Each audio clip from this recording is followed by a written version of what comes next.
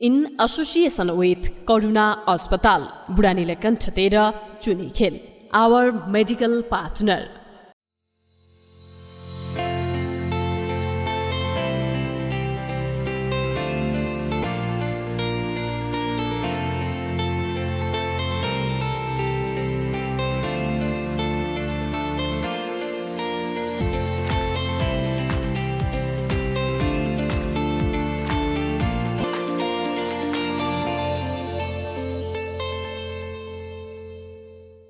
कार्यक्रम प्रसङ्ग एक सवाल अनेकको एक अर्को श्रृङ्खलामा यहाँहरूलाई हार्दिक स्वागत अभिवादन गर्दछु। म एलपी शर्मा।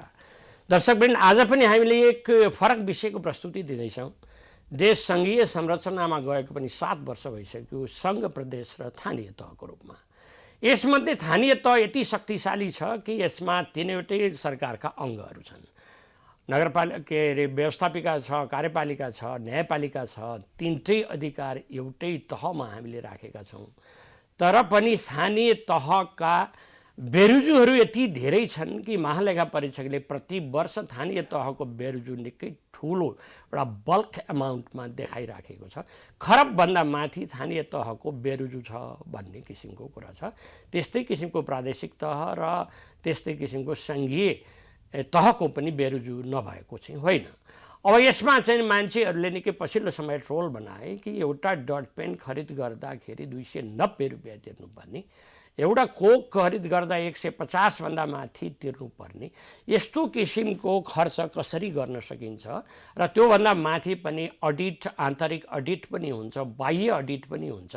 त्यसको पनि प्रभाव नगरी बेरोकटोक उहाँहरूले आफ्नो चाहिँ खर्च लाई चाहिँ बेलगाम अगाडि बढिराख्नु भएको स्थिति अवस्था छ। पर्फर्मेन्स कस्तो छ, खर्च कस्तो छ, सीमितताहरू के छन्, त्यो हेरेर अगाडि बढ्नुपर्ने विषय आज हामीले प्रस्तुत गर्दैछौँ। यसका लागि हामीसँग एक विशिष्ट अतिथि हुनुहुन्छ, कृष्णप्रसाद सापकोटा। उहाँ नेकपा पोलिट ब्युरो सदस्य हुनुहुन्छ र पूर्व जिल्ला विकास समितिको सभापति पनि हुनुहुन्छ र स्थानीय तहलाई धेरै मिहिन ढङ्गबाट स्थानीय तहको काम कारबाहीहरूलाई अध्ययन गर्नुहुन्छ र विश्लेषण गर्नुहुन्छ। एक किसिमले स्थानीय तहको विज्ञ नै मानिनुहुन्छ। आज यसै विषयलाई हामीले केन्द्रमा राख्छौँ र केही क्षण अन्तर्संवाद गर्छौँ। अब कुनै विलम्ब नगरी हामी उहाँलाई यस कार्यक्रममा हार्दिक स्वागत गर्छौँ। स्वागत छ कृष्ण सर यस कार्यक्रममा। धन्यवाद। अब कृष्ण सर, हाम्रो अन्तर्संवादको सिलसिलालाई यसैबाट सुरु गरौँ। मैले अलिकति ओपनिङमा टच मात्रै गरेँ होइन। स्थानीय तहलाई यति धेरै शक्तिशाली बनाइएको छ कि 3टै राज्यको अङ्गहरू एकै ठाउँमा पनि राखियो। तर खर्च गर्ने कुरामा चाहिँ नि यो महालेखा परीक्षकको 59औं वार्षिक प्रतिवेदनले पनि स्थानीय तहको चाहिँ नि निकै ठुलो बेरुजु देखायो। एउटा डट पेन किन्दा 290 रुपियाँ तिर्ने कुराहरू आयो। यतातिर चाहिँ कोक किन्दाखेरि 150 रुपियाँ। यस्ता अनगिन्ती उदाहरणहरू छन्। अब यो सब कुरामा बेलगाम जस्तो भइराखेको मानिसहरूले चर्चा गर्छन्। अब सर त स्थानीय तहका काम कारबाहीलाई निकै मिहिन ढङ्गले हेर्नुहुन्छ, यस्ता विषयलाई कसरी लिनुहुन्छ? अब मेरो विचारमा जसरी चाहिँ हामीले राजनीतिमा, समाजमा, प्रकृतिमा चाहिँ द्वन्द्वात्मक ढङ्गले नै हेर्नुपर्ने हुन्छ। सबैले राम्रो पनि गर्दैनन्, सबैले खराब पनि गर्दैनन्। हिजोको चाहिँ 5 वर्षको अवस्था हेर्दाखेरिमा मैले तीन किसिमका स्थानीय सरकारहरू देखेको छु। एउटा चाहिँ सबै आफू सकिएर पनि चाहिँ समाजलाई राम्रो गरौँ, सिद्धिएर पनि समाजलाई राम्रो गरौँ भन्ने त्यो खालका चाहिँ जनप्रतिनिधिहरू पनि हुनुहुन्थ्यो। र एक थरी चाहिँ औसत काम गर्ने होइन, आफू पनि नसकिने, लुटेर पनि नखाने, यस्तो ढङ्गले एभरेजको खालको काम गर्ने। अर्को एक थरी चाहिँ नि अलिकति खराब आचरण भएका मान्छेहरू, नियतै खराब भएका मान्छेहरू थिए। अनि तिनैको होला सायद मैले महालेखाकै रिपोर्ट हेर्दा पनि कतिपय स्थानीय तहमा चाहिँ 0 बेरुजु भएको पनि स्थानीय सरकारको पनि नाउँ सुन्यौँ हामीले होइन। अब चाहिँ 30-35% बेरुजु भएको स्थानीय सरकारको नाउँ पनि सुन्यौँ होइन। त्यसैले चाहिँ हामीले चाहिँ यसलाई विविधताकै रूपबाट चाहिँ हामीले हेर्नुपर्ने हुन्छ। र जसले बदमासी गरे त्यसलाई चाहिँ नियन्त्रण गर्ने प्रणाली चाहिँ छ हाम्रो मुलुकमा। अब हाम्रो चाहिँ अख्तियार दुरुपयोग अनुसन्धान आयोग छ, महालेखाले चाहिँ औल्याउन सक्ने चाहिँ ठाउँ छ, कारबाही गर्ने निकायहरू छन्, अदालत छ, यी समग्र प्रणाली छ। तर अर्को म के पनि भन्छु भने राजनीतिक पार्टीको काम चाहिँ आफ्ना पार्टीका मान्छे चाहिँ चुनावमा उठाउने मात्रै होइन, उनले पनि कन्ट्रोल गर्नु पर्यो नि पार्टीको पनि दायित्व छ कि त स्वतन्त्र मान्छे हुनु भन्नु पर्यो, स्वतन्त्र निर्वाचनमा जानु पर्यो, लगाम छैन भन्नु पर्यो, हो छैन भन्नु पर्यो, कि त पार्टीका मान्छे भएपछि त पार्टी जवाफदेही हुनु पर्यो नि। पार्टी किन जवाफदेही भएको छन्? यस कारणले यो प्रश्न सम्बन्धित तहको जनप्रतिनिधिले बदमासी गरेछ भने त्यहाँको पार्टीलाई पनि प्रश्न गर्नुपर्छ अब समाजले भन्ने मलाई लाग्छ। अर्को एउटा के छ भन्नुहुन्छ भने हाम्रो शक्तिशाली स्थानीय सरकार त भन्यौँ, संविधानले त शक्तिशाली बनाएको छ, तर व्यवहारमा शक्तिशाली छैनन्। जसरी कस्तो छैनन् भन्नुहुन्छ भनेदेखि जस्तो सङ्घमा आफ्नै कर्मचारी हुन्छ, सङ्घका प्रदेशका आफ्नै प्रदेश र स्थानीय तहमा चाहिँ सङ्घले कन्ट्रोल गरेको छ, मेरा कर्मचारी पठाउँछु भनेर पठाएको छ। संविधानले त संविधानले त उनकै कर्मचारी हुन्छन् भनिदिएको छ। धारा 285 मलाई धारा पनि थाहा छ, धारा 285 अनुसार उनीहरूले आफ्नो कर्मचारी आफै राख्न सक्ने व्यवस्था छ। तर चाहिँ नि सङ्घले कन्ट्रोल गरिरहेको छ, त्यो चाहिँ मेरै कर्मचारी चाहिँ तैँले चाहिँ माग्नुपर्छ कानुन नमानेका हुनाले उनीहरूले आफूले चाहिँ गर्न एउटा 2 नम्बरमा छ। सङ्क्रमणकालीन अवस्थाको कानुनलाई प्रयोग गरेर उसले चाहिँ गरिरहेको छ। त्यस कारणले सङ्घले पठाएको कर्मचारीको अवस्था के हुन्छ भने स्थानीय सरकारप्रति उत्तरदायी हुने होइन, ऊ सङ्घप्रति उत्तरदायी हुन्छ। अनि अब तपाईँले भन्नुभएको अघि प्रारम्भमा कुरा गर्नुभएको कुराहरू चाहिँ होइन, अब डट पेनकै 100 भन्दा बढ्दा चाहिँ पैसा लिएर चाहिँ यथार्थमा खाने, अब यो कसले चेक अपरेट कसले गर्छ त भनेर हेर्ने हो भने चेक अपरेट त जनप्रतिनिधिले गर्दैन, कर्मचारीले गर्छ, लेखा अधिकारी छ, प्रमुख प्रशासकीय अधिकारी छ, उसले गर्छ। अब जनप्रतिनिधिले बदमासी गर्यो भने उनीहरूसँग मिलेर गर्ने हो, त्यस्ता खालको बदमासी नमिलिकन गर्न सक्ने सम्भावना हुँदैन। कर्मचारीले चाहिँ जनप्रतिनिधिसँग नमिलिकन पनि बदमासी गर्न सक्छन्, भ्रष्टाचार गर्न सक्छन्, जनप्रतिनिधिले चाहिँ कर्मचारीसँग नमिलिकन गर्न सक्दैन। त्यस कारणले चाहिँ अब जनप्रतिनिधिले मिलेर गरेकी अथवा कर्मचारीले मात्रै गरेकी, अब यो छुट्टै अनुसन्धानको विषय हुनुपर्छ भन्ने लाग्छ मलाई, होइन हुनुपर्छ। त त्यस कारणले चाहिँ यो कुराको छिनोफानो गर्नको निम्ति पहिलो कुरा त्यहाँका कर्मचारीहरू चाहिँ स्थानीय सरकारप्रति उत्तरदायी हुने प्रणाली, स्थानीय सरकारका आफ्नै हुने कर्मचारी बनाउने खालको प्रणालीमा हामी गयौँ भने यहाँलाई भन्नुभएको छ चाहिँ बलियो सरकार पनि हुन्छ अनि जनप्रतिनिधिहरू जनताप्रति उत्तरदायी हुने प्रणाली पनि स्थापित हुन्छ। तर अहिले चाहिँ यो मिलिरहेको छैन। सबै कुराको कन्ट्रोल म गर्छु भनेर सङ्घ लागिरहेको छ, उसले कन्ट्रोल गर्न सके पनि छैन, अनि झन् छाडा प्रवृत्ति चाहिँ बढिरहेको छ, होइन। यो कुरा चाहिँ हामीले चाहिँ संविधान अनुकूल शासन प्रणाली चलाउने खालको कुरामा हामीले बढ्ता ध्यान दिनुपर्छ र संवैधानिक अङ्गहरू प्रभावकारी बन्नुपर्छ, अनि मात्रै यो कुराहरू हुनसक्छ। अर्को तेस्रो कुरा भनेको चाहिँ नि अब खराब कुराको अन्त गर्ने भनेको चाहिँ नि क्रिटिकल मास तयार हुनु पऱ्यो नि, होइन। त क्रिटिकल मास तयार भएपछि मात्रै जसले खराब गरे भने प्रश्न गर्छन्, त्यहाँको समुदायले समाजले प्रश्न गर्छ, होइन। तर अब क्रिटिकल मास नै हाम्रो चाहिँ बन्द भइसकेको छैन, होइन। अलिकति बौद्धिक वर्गहरू जो हामीले भन्छौँ ती चाहिँ अब विभिन्न दलका झोले मात्रै भए मान्छेहरू, राखिहाल्छ। अब क्रिटिकल मास कसले तयार गर्ने त भन्दा त्यो युनिभर्सिटीले तयार गर्ने हो, होइन। अहिले हामी युनिभर्सिटीकै अवस्था के देखिरहेका छौँ भने अस्ति हामीले भर्खर सुन्यौँ चाहिँ युनिभर्सिटीका प्राध्यापकहरूले अघिल्लो वर्षको प्रश्नपत्र अहिले यो वर्षलाई बनाएर चाहिँ वितरण गरे र चाहिँ त्यो परीक्षा प्रणालीले खारेज गर्यो भन्ने सुन्यौँ नि। हाम्रो विश्वविद्यालयको अवस्थाहरू यो हालत छ। त्यसैले यसको प्रभाव चाहिँ सबैतिर पर्दो रहेछ, चाहे त शिक्षा क्षेत्र भन्नुहोस्, राजनीतिक क्षेत्र भन्नुहोस्, होइन। अब न्याय क्षेत्रको अवस्था पनि हामी त्यही सुनिरहेका छौँ, होइन। अब यो चाहिँ दुःख लाग्दो कुरा हो। त्यसैले आम नागरिक नै अब सचेत भएर जसले यो बदमासी गर्छ, यो बदमासी गर्नेको विरुद्धमा चाहिँ हामी उठ्नुपर्छ भन्ने खालले नलाग्ने हो भने मुलुकको अवस्था चाहिँ भयावह नै छ। तपाईँले उठाउनु कुरा सही छ। अब सरले बडो राम्रो एउटा नोटवर्दी 2टा कुरा यहाँ निकाल्नु भयो कि एउटा त हाम्रो बेचिती भयो, ल ठिक छ। अब यहाँ के भयो भनेदेखि अब यो कोरोना भयो, कोरोना कालमा पनि लगभग 200 पालिकाले चाहिँ नि देवा खाजा भनेर, कोरोना भयो बिदा छ, 200 देवा खाजा भनेर उनीहरूले लगभग 1 अरब रुपियाँभन्दा बेसी निकासा गरिदिए। कस्तो बेथिति। अब नगरसभा छ, गाउँसभा छ, 1000 किलो मासुको लागि उनीहरूले खर्च निकासा गरिदिए, भात पकाउने त्यतिकै। त्यसका नगरेको भनेको कुरा चाहिँ नि स्थानीय पालिकाले कहीँ कतै केही देख्दै देखिएन। गाडी नकिन्नु भनेको छ, गाडी किनेको छ, स्वकीय सचिव र परामर्शदाता राख्न पाइँदैन भनेको छ, राखेको छ, होइन। यस्ता सबै कुरामा चाहिँ सरले अघि भर्खरै भन्नुभयो नि, त्यो त्यहाँ चेक कसले काट्यो त, होइन। त्यो जनप्रतिनिधिले त सिधै गएर चेक काट्दैन, कर्मचारी नै हुन्छ लेखाधिकृत। त्यसकारण यो त बदमासी गर्ने काममा त पहल कदमी गर्ने त एक थरी त कर्मचारी नै भए होइन। बरु जनप्रतिनिधिले अलिकति डराउँछ, यिनीहरू त डराउँदै नडराउने स्थिति भयो होइन। अब यसलाई लगाम खिच्ने कस्ने अर्को कुरा सरले त भन्नुभयो मास, क्रिटिकल मास तयार हुनुपर्छ। अब यो पालिकातिर त त्यसरी आवाज उठाउने क्रिटिकल मास तयार छैन होला होइन। त्यसलाई पालिका स्तरबाटै हामीले नियन्त्रण चाहिँ कसरी गर्न सकिन्छ? अब एउटा के छ भन्नुहुन्छ भने पालिकामा सबभन्दा धेरै सबैभन्दा भ्रष्टाचार भएको बढ्ता थाहा पाउने ठाउँ कहाँ हो भन्दा त पालिकामै हो नि। पालिका होइन, त्यहाँ त 5,000 कसैले खाएछ भने थाहा हुन्छ, 5,000मै थाहा हुन्छ। माथि 5 करोड खायो भने थाहा हुँदैन, अरबमै थाहा हुँदैन होइन। त्यहाँले त्यो थाहा हुने ठाउँ बढ्ता भएको हुनाले उजुरी पनि बढ्ता हुन्छ नि त्यहाँ। अनि फेरि अब केन्द्र भने त एउटा मात्रै हुन्छ सङ्घ भनेको चाहिँ, त्यहाँ प्रतिस्पर्धी मान्छेहरू पनि थोरै हुन्छन्, सङ्ख्या थोरै हुन्छन् होइन। तर स्थानीय तह त 753 छ नि, 753मा छ नि। तपाईँले अघि भनेको त 200 को कुरा गर्नु हो भने नि त्यो चाहिँ 1/3 भन्दा कम हो होइन, 1/3 भन्दा कम हो नि होइन। त्यहाँले चाहिँ 2/3 त राम्रो गरिरहेको छन् भनेर बुझ्नु पर्यो हामीले होइन। दिवा खाजा मागेन नि 2/3 तिमीले त ठिकै गरे होइन। अब अर्को कुरा के भन्नुहुन्छ भने प्रत्येक वडामा चाहिँ प्रतिस्पर्धीहरू चाहिँ 15-20 जना हुन्छन् त्यहाँ। वडामा चुनाव लडेका मान्छेहरू हुन्छन् नि, तिनीहरूले वाज गरिरहेका हुन्छन्, कहाँनिर बदमासी गर्छ त्यसलाई उजुरी ठोकिहाल्छु भनेर बसिया हुन्छन्। वाचडगको रूपमा उनीहरूले काम गरे हुन्छन् नि त।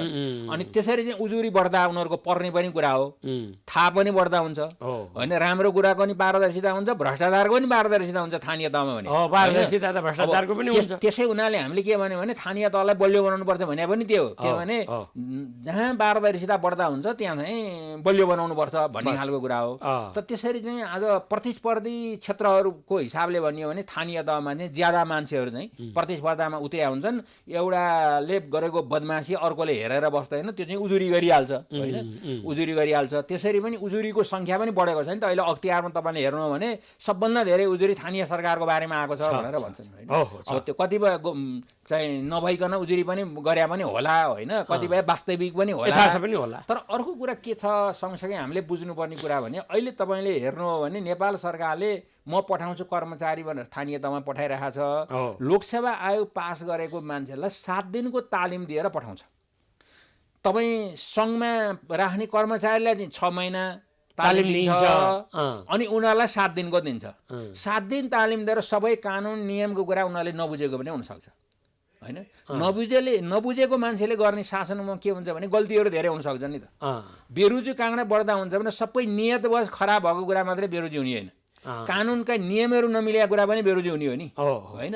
अब यसरी पनि बेरोजीको भोलम बढ्दा भएको अन्जानमै पनि हुनसक्छ। अनि यो कुरामा सुधार गर्नु पर्यो नि त। कि उसले मान्छे पठाउनु भएन, पठाउँछ भने त सक्षम बनाएर पठाउनु पर्यो नि होइन, योग्य बनाएर पठाउनु पर्यो नि। त्यत्रा चाहिँ तालिम दिने निकाय त छन् नि, यहाँ स्टाफ कलेज छ होइन, उनीहरूलाई तालिम दिन लगाउनु पर्यो नि त उनीहरूले। यो कुरामा पनि कमजोरीहरू छन्। किनभने आफ्नो ठाउँमा चाहिँ राम्रा मान्छे चाहिने, तल चाहिँ नराम्रा भए पनि क्षमता नभएका मान्छे गयो नि हुने भन्ने हुन्छ त हुँदैन नि होइन। त्यो पनि त एउटा शासन गर्ने शासकीय युनिट हो नि त, सरकारै भयो। यो कुरा पनि मिलेको छैन होइन। यो समग्र कुरा चाहिँ अब नियतका कुरा, क्षमताका कुरा होइन, योग्यताका कुरा, उत्तरदायित्वको कुरा, कुन तहप्रति उत्तरदायी हुने भन्ने कुरा, यी समग्र कुराले चाहिँ त्यसलाई प्रभावित गरिरहेको छ जस्तो लाग्छ मलाई। हामी एक छोटो विश्राममा जानेछौँ, त्यसपछि अन्तर संवादको सिलसिलामा पुनः जोडिनेछौँ।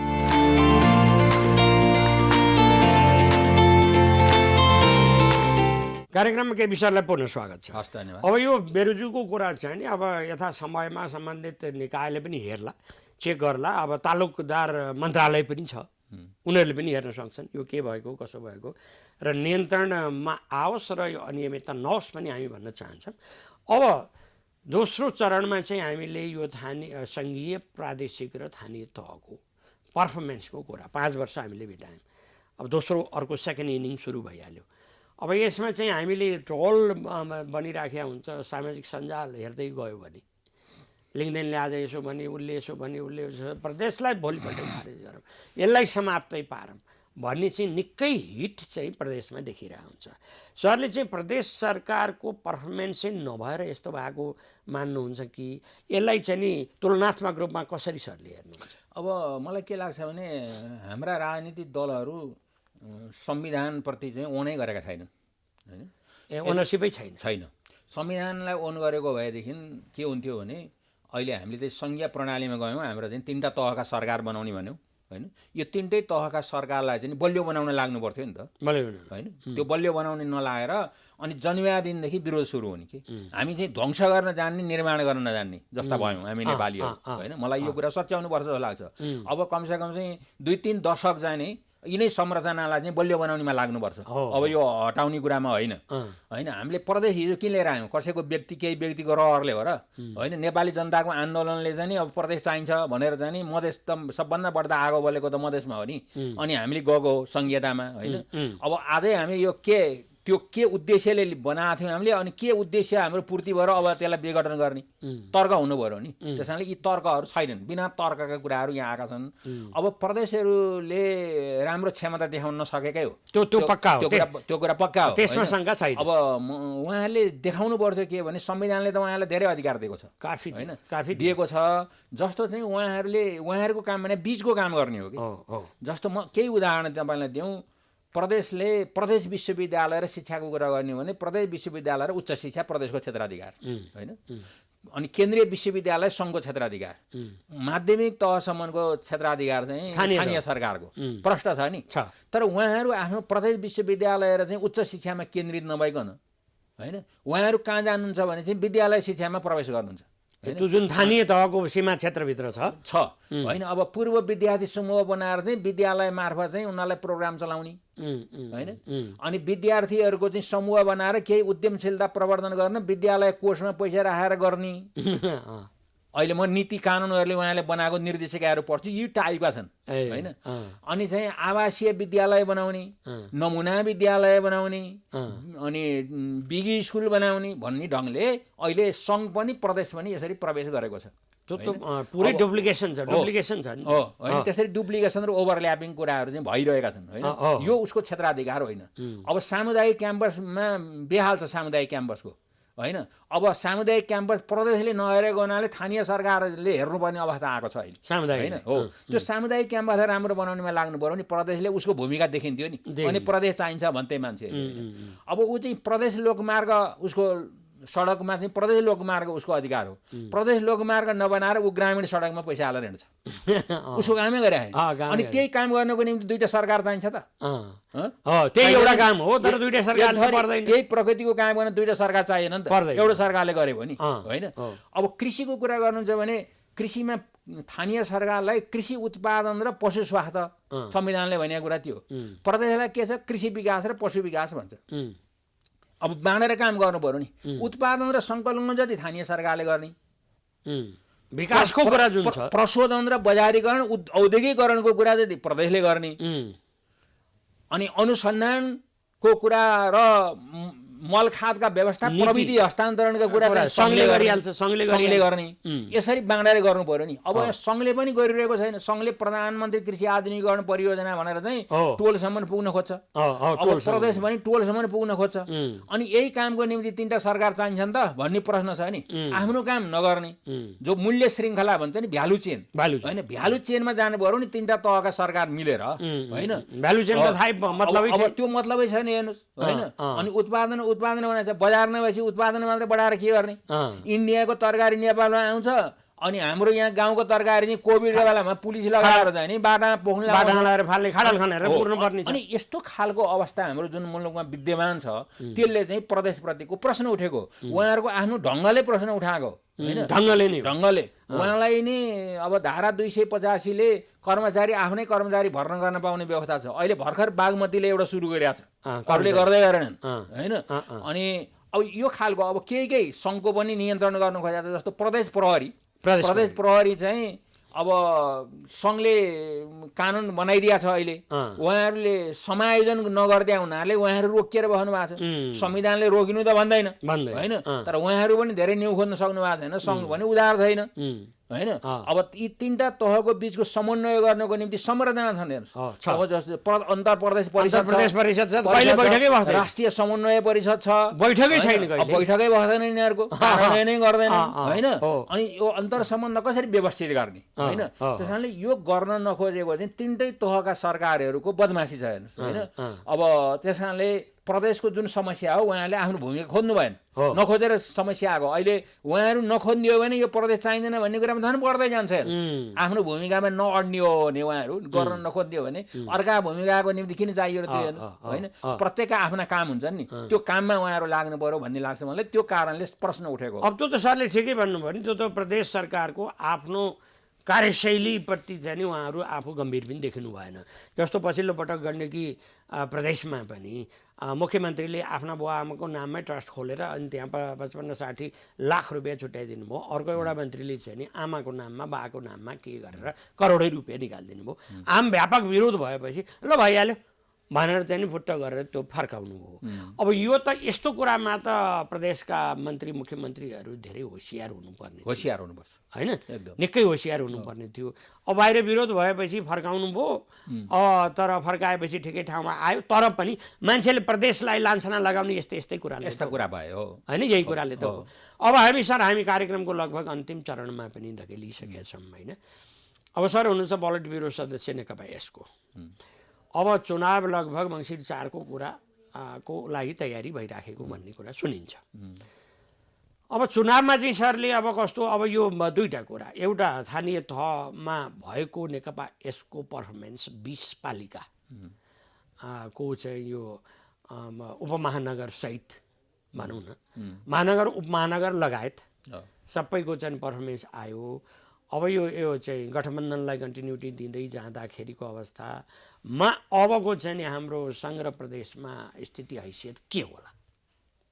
अब अहिले त अब यो त गठबन्धन भनेपछि सबै दलको सहमतिमा निर्णय हुने कुरा हो, हाम्रो मात्र इच्छा आकाङ्क्षाले हुने कुरा पनि होइन।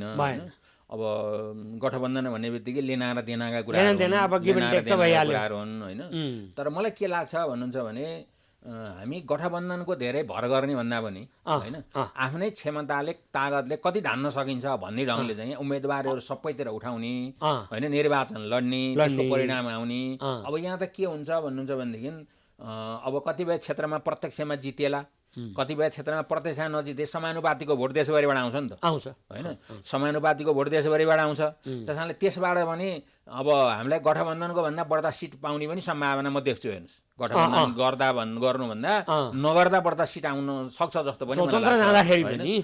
तर अब पार्टीहरूको बिचमा अब गठबन्धनै गरेर जाउँ भन्ने खालको सहमति भयो भने ठिकै छ। त गठबन्धन भएन भनेर आत्तिनुपर्ने अवस्था चाहिँ देखा छैन। किनभने हामीले त दुईवटा प्रणाली यहाँ अपनाएका छौँ नि त, एउटा प्रत्यक्ष निर्वाचन प्रणाली, अर्को चाहिँ समानुपातिक। हामी त समानान्तर निर्वाचन प्रणाली हो हाम्रो मुलुकको। त्यस कारणले चाहिँ हामीलाई जे हुँदा पनि ठिकै हुन्छ। के विषयले बडो राम्रो एउटा प्रसङ्ग निकाल्नु भयो, किनभने रसाकसी भयङ्कर ठुलो छ। 165लाई बढाएर 75 पुर्याउनु पनि सकिन्न। अब त्यो 165मै भाग भिलो लगाउँदा कसो कति एकातिर चाहिँ यो चाहिँ सिट बाँडफाँड, अर्को कुरो पार्टीभित्रकै मारामारीलाई छोडेर स्वस्थ प्रतिस्पर्धा गरेर स्वतन्त्रैमा जाँदा पनि नराम्रो हुँदैन।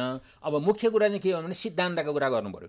पार्टीहरूले आफ्ना सिद्धान्तको कुरा के गर्नु पर्यो। अब हाम्रो विद्रोह किन भएको थियो होइन, कुन उद्देश्यको निम्ति, प्राप्तिको निम्ति भएको थियो।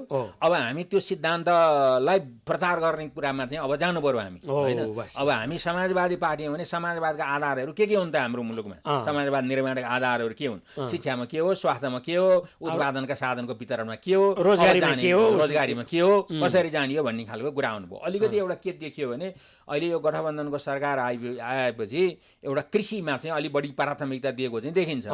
अहिले बजेटमा चाहिँ 32-34% चाहिँ बजेट चाहिँ कृषि क्षेत्रमा पहिलाको भन्दा बढाउने भने यो राम्रो कुरा हो, सङ्केत हो। तर अब यो मात्रै नभएर अब शिक्षामा हुनु पर्यो, स्वास्थ्यमा हुनु पर्यो, सबैतिर यसरी क्षेत्रमा चाहिँ जाने गरी चाहिँ अब आउनु पर्यो भन्ने लाग्छ। हस्त कृष्ण सर, अब यो अधिक व्यस्तका बिच यहाँसम्म आइदिनु भयो र आफ्नो कुरा राखिदिनु भयो, यसको लागि मेरो व्यक्तिगत र टिमको तर्फबाट हार्दिक धन्यवाद। हस्, मलाई पनि यो आफ्नो विचार राख्ने मौका दिनुभयो, त्यसको निम्ति प्राइम टेलिभिजन र यहाँलाई धेरै धेरै धन्यवाद। हस् त दर्शकवृन्द, आज हामी कृष्णप्रसाद सापकोटासँग बस्यौँ, केही कुराहरू गऱ्यौँ। स्थानीय तहमा देखिएको विकृति, भ्रष्टाचार र अनियमितता कुराहरू, यो अनियमित हुनु हुँदैन, नियमित हुनुपर्छ र उठाउनुपर्छ भनेर, असुल हुनुपर्ने भनेर महालेखाले तोकेको ठाउँमा यथा समयमा असुल भएको हुनुपर्छ। एउटा इन्टिग्रिटी, एउटा इमान्दारिता जरुरी छ। त्यसो भयो भनेदेखि यो शक्ति सम्पन्न जुन हामीले चाहिँ अनुमान गरेका छौँ स्थानीय तह, यसको पर्फर्मेन्स देखिन्छ। हस् त, फेरि अर्को दिन अर्कै व्यक्तिसँग अर्कै प्रसङ्गमा जोडिने भाषा गर्दै आजको यस कार्यक्रमलाई यहीँ बिटमार्न चाहे। प्राइम टाइम टेलिभिजन हेर्दै गर्नुहुनेछ। हस् त, नमस्कार।